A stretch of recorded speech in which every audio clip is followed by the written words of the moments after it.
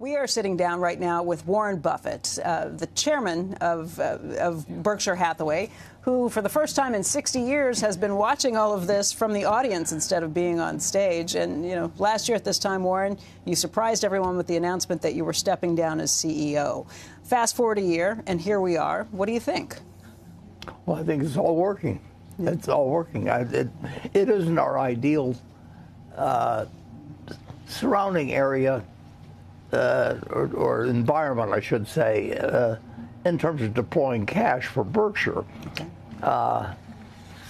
But in terms of how we got the right management, we got the right arrangement, and you know, we can pick our spots, and nobody can tell us what to do exactly, and so sometimes we're doing nothing, but other times we get quite active. I mean, you know, Ajit spent some time on the stage today talking about how one of his keys is to do nothing when it comes to insurance, when it comes to writing insurance, which is the same thing that you have always talked about with whether to invest or not. Yeah. The world is full of people that are offering you things to do, and then the question is to find one that you know makes sense. And there may be 20 out there that make sense that you don't understand, and you just leave them alone. You said that the world or the surrounding environment is not ideal, and I guess that points to the idea that there's almost $400 billion in cash on hand, although Greg took some pains to show it's really more like $380 billion in cash on hand. Yeah. But there's a lot of cash on hand, and you're still active in managing the portfolio, too, and looking at stocks. You're looking around, and you don't see a lot that you want to invest in. No. Well, then we don't do anything. I mean, we've been in of the 60 years I've been in the business, you know, there's probably 5 of them been really juicy, you know. And I think it was Tom Watson Sr. of IBM that said, they asked him the reason why IBM had been so successful or something like that. And he said, I'm smart at spots, and I stay around those spots. And that's the whole thing. And IBM was in 3 different businesses, including time clocks and a couple of, and 2 of the 3 turned out to be no good. But so they just focused on the one. What is it when you look around that it's just prices are too high at this point? I would imagine there are. Greg said this from the stage too. Yeah. There are businesses that you like, just not these prices. And I would say I understand fewer of the businesses as a percentage of the whole than I did 10 years ago. I have not learned new industries for some years, you know, and so I don't kid myself on that. I'm not going to learn them. I'm not going to have an edge on, you know, a whole bunch of younger people that have actually grown up with them, used the product, seen things, but well, as I mentioned, you know, you don't have to understand too many if they're like Apple. But looking around, let's just get some macro thoughts on this, because I don't know that this is something that Greg is going to comment on per se. Just looking at the macro stock market environment, what does this feel like to you? Does it feel expensive? Does it feel like there are opportunities in some places? Well, it feels like, you know, I've compared the markets to a church with a casino attached, and people can move between the church and casino, and I would say there are more people in the church and more people in the casino, but the casino's gotten very attractive to people. You know, if you're buying one-day options or selling them, I mean, that is that's not investing, it's not speculating, it's gambling. You know, just totally. There's nobody that can explain why they're buying an option for one day, unless they maybe the fellow that you know, made the $400 and some thousand from knowing when we were going into Venezuela doing. But I mean, that's pretty, and the quantity of those things is just incredible. So we've never had people in a more gambling mood than now. But that doesn't mean that investing is terrible. It does mean that that prices for an awful lot of things will look very silly. I mean, they had a squeeze, and Avis of all things. Well, Avis has been around for 50 years, but just this past week, we have lots more regulation and everything now, but people spend their time figuring out how to get around the rules rather than follow the rules. That's just a challenge. The type of investor you are, though, is you laid it out yourself. In the 60 years you've been doing this in the business, you've had maybe 5 juicy years. I guess that means you're always looking for the next juicy year. What do you think it would take to make a juicy year or a juicy opportunity for you? It's a phone call, and in some cases, but we bought a business last year. It wasn't big enough to be meaningful, but we got a letter. Bell Labs? Yeah, Bell Labs. And sometimes there's more zeros attached to them than others, and we're big enough to handle anything, and we can make decisions faster than anybody, and our word is good. There's an awful lot of people that they're in the business of reselling something, or and it's a lot better if you're a good salesperson. There's no reason to be selling vacuum cleaners, or as well sell stock. You'll make way more money. It's where the money is, and there's more money around than ever. But the best opportunities have probably come when the macro environment leads to panic. That's the most likely. Right. Well, the most likely time to buy things is when nobody else will answer their phones. Everybody else talks about their wonderful trading departments and everything. Just try them out. Sometime when markets are collapsing, they don't answer the phones. Right. And if they do, the bids are subject, and the offers are subject, and the spread is wide, and they'll use the information they get from you about what you want to do to go out and kill you some other way. I mean, it's really like going through a slaughterhouse. I mean, you don't feel like eating hot dogs for a while. I guess what I'm trying to get at is, do you see the circumstances building up anywhere that could lead to a time like that again? Is any sort of panic in the market? Sure. Where do you see them? Well, if you saw them, they wouldn't happen. Okay. I mean, you've got all kind of, you don't worry about what people are talking about can happen. It's something that comes out of the blue, but something will come out of the blue. Yeah. I mean, a nuclear bomb can come out of the blue. Well, let's knock on wood on that. It doesn't do any good to knock on wood. That's that's the point. Yeah.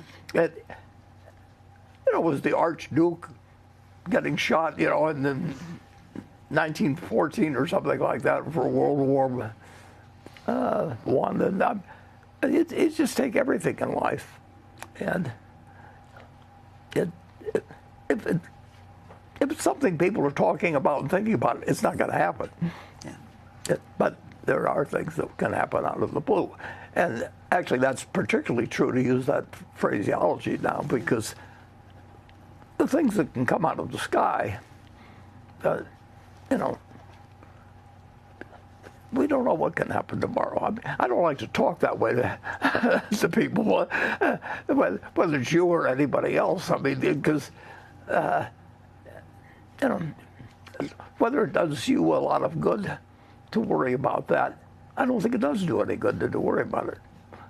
I think it's good to be cognizant of it, but the worrying about it is terrible. I don't like to even cause that belief with people. I don't like to go around tell them the end is coming, or something like that. A friend told me yesterday he's recently started using the phrase, I don't fret, I don't worry, and that's probably a good way to go about life. But let's talk about some of the issues that are out there right now. Inflation is up. That's an issue. So how does Berkshire handle that with its businesses? Well, we can't handle runaway inflation except not to be there in the way of it. And if you look at the number of countries that have had runaway inflation since World War II, in my lifetime. It's very large, and once you create that, it becomes a different world. Germany obviously experienced it after World War I, but there are dozens and dozens of countries that have experienced it, and of course you have countries that have gone bankrupt like 6 or 7 times. I mean, it's just amazing what people do in financial markets.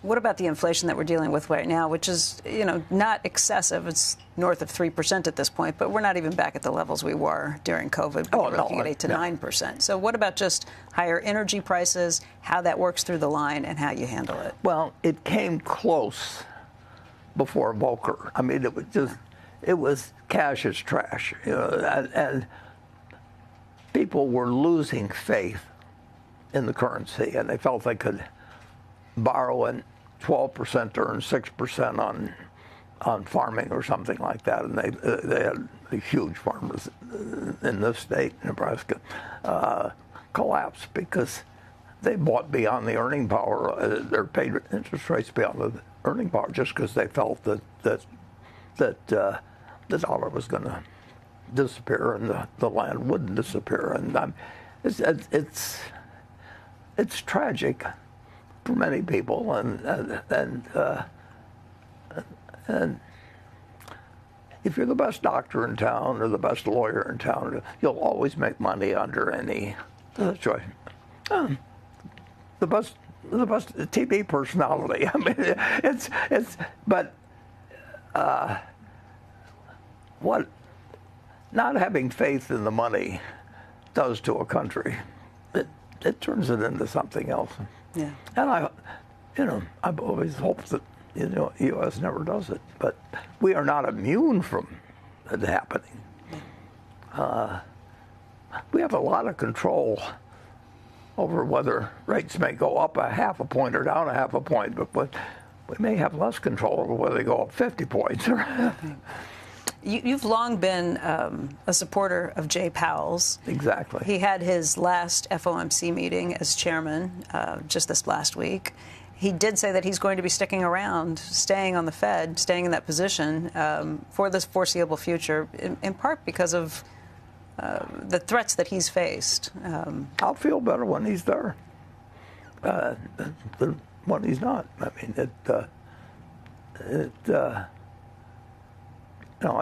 I felt better when Volcker was there. But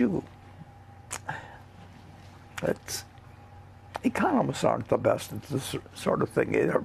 Read any old economics book from 1950 or 1970 that Paul Samuelson, who was a terrific guy and smart as hell, he had the standard textbook for 25 years, and if you looked up, zero interest rates, and year after year after year, it was a 900-page book, and there wasn't an entry for it. I mean, it was the most important economic development. I mean, in terms of the impact it would have and everything during the lifetime of the students reading it.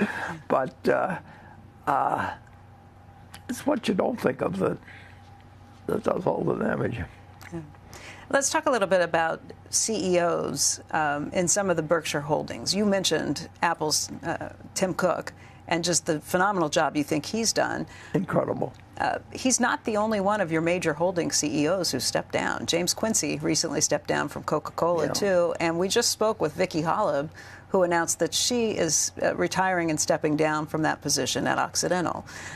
Part of what Greg's talked about is how stable that portfolio is. And these holdings are companies that he knows and managers that he knows. There's going to be some new managers in some of those major holdings coming in. Is that a problem?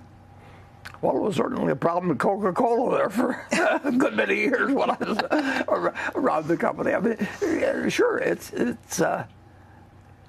and you have the most problems with a really good company because it'll continue.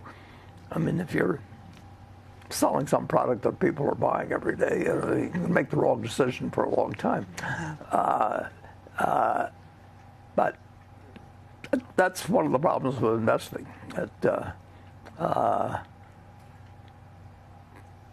Tim Cook, I felt was very, very good from the start, and most of our managers are very good at the smaller problems.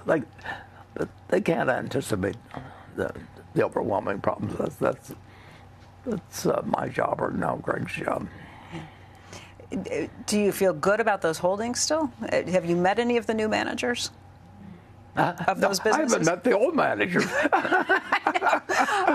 Of the new businesses, of the new CEOs that are coming in, Tim Cook's replacement, Enrique at Coca-Cola. I certainly met the people at Bell Labs that we did.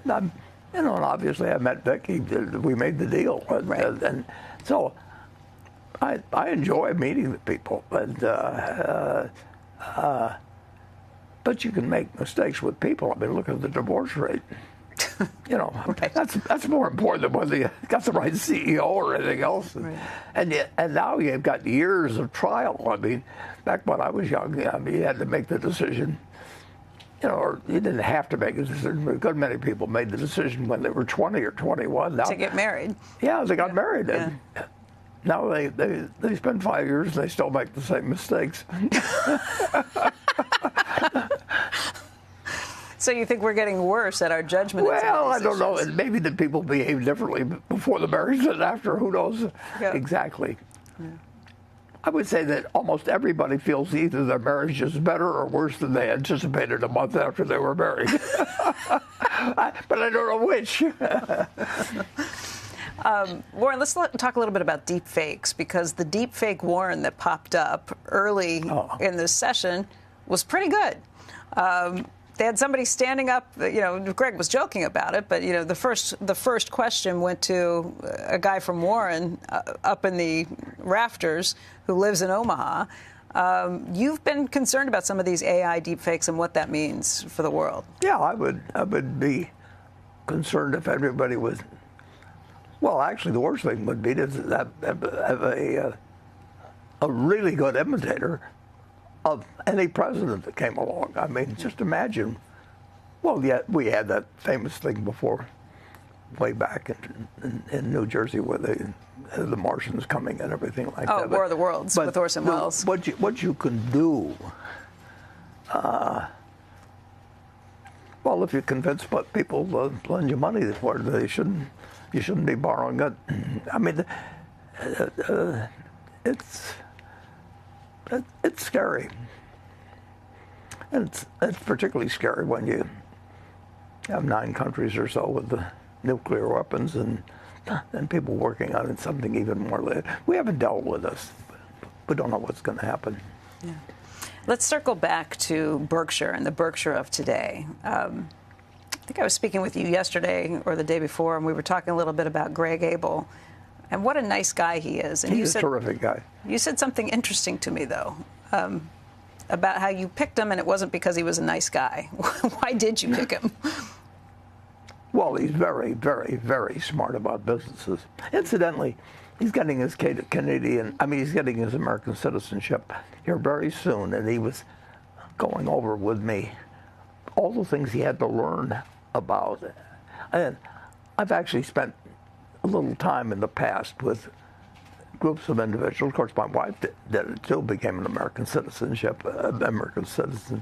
And the things they have to learn about the Constitution and all this, and they're usually so proud when they become American citizens. And I think I detected in Greg even. I mean, as successful he's been and everything else. I mean, he is. It means something to him to become an American citizen. And, he sits there with his young son, and the son knows more about some of the answers to the questions, that he may get asked or something about becoming a citizen. It's really interesting. And where else does that happen in the world? I mean, what people, that America's special. And it's a miracle what America's accomplished. I mean, it's just an absolute miracle, and yet the miracle, the division of the output and everything is about as inequitable as you could come up with, while at the same time it's got these great attractions. There is some secret sauce. I've never been able to define it precisely, but when you run a country for 200 and some years and people want to come here every year, I mean, there's really something about it. And what Greg Abel is very, is looking forward to becoming an American citizen. That means something to him.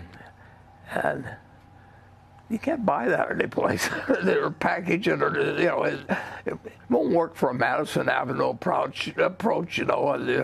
Be an American or something like that. But that feeling just goes. In my 95 years, I've seen it. It's time after time. So I felt good when Greg just volunteered that in the last day or two to me that he's up there for his final exams here pretty soon on becoming a citizen. I didn't realize he wasn't a dual citizen already. I knew he was Canadian, but I thought he had dual citizenship. He doesn't have a full, whatever the complete citizenship requirement is. And you can say, why does he care? I mean, he's gotten along fine without it here and everything. He still wants to be a citizen. Yeah. 250 years, we're celebrating our 250th anniversary. You pointed out that you've been around for 95 of them. You think we have the special sauce that will continue in this country, or what do we need to do to preserve that and make sure that it does continue? Well, we've got a special sauce. There's a secret sauce.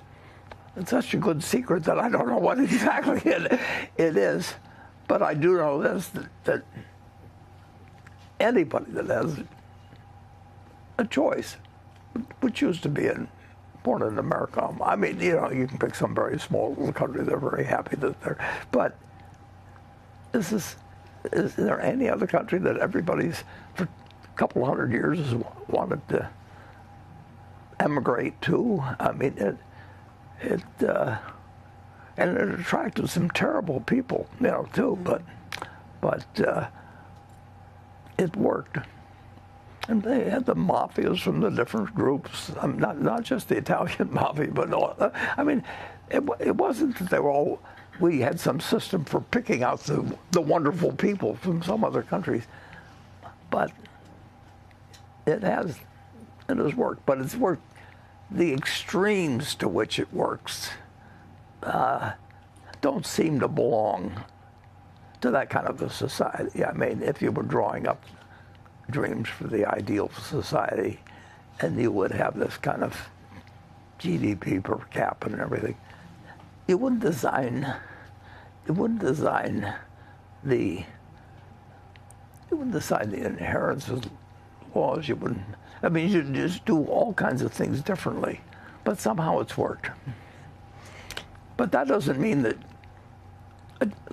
we can't do better. I mean, at all. Warren, there are thousands of people, shareholders and partners of yours for decades in some cases, who are sitting out in this arena right now. And I just wonder if there's a message you'd like to give to them. Those who've been following you for years and who've been partners of yours for years. The number one rule I give them is just not give them the golden rule. Doing others. I'm not a religious guy, but I mean, nobody said it any better in a couple thousand years than that, which may be why it's lasted to a certain degree too. I mean, more people are reading a 2,000-year-old book about how to behave than anything that anybody's coming up with lately. Now, it's got a lot of, particularly the Old Testament, it's got different kinds of stories to some extent, but if the whole world lived by the golden rule, it would be such a more wonderful society. Do unto others as you'd have them do unto you. Yeah, and that's true for everything from parenthood to being a boss to being just everything in life. and it doesn't cost you anything. In fact, it's reflected in better behavior toward you. So I mean, it's a very selfish sort of thing in one sense. But I've never seen anybody that's unhappy that behaves that way. And I've seen a lot of people in a lot of different kinds of situations. Warren, I want to thank you for taking this time to sit down with us today. Warren Buffett, the chairman of Berkshire Hathaway. Greg Abel is going to be taking the stage in just a moment, and you will see more from him in just a moment.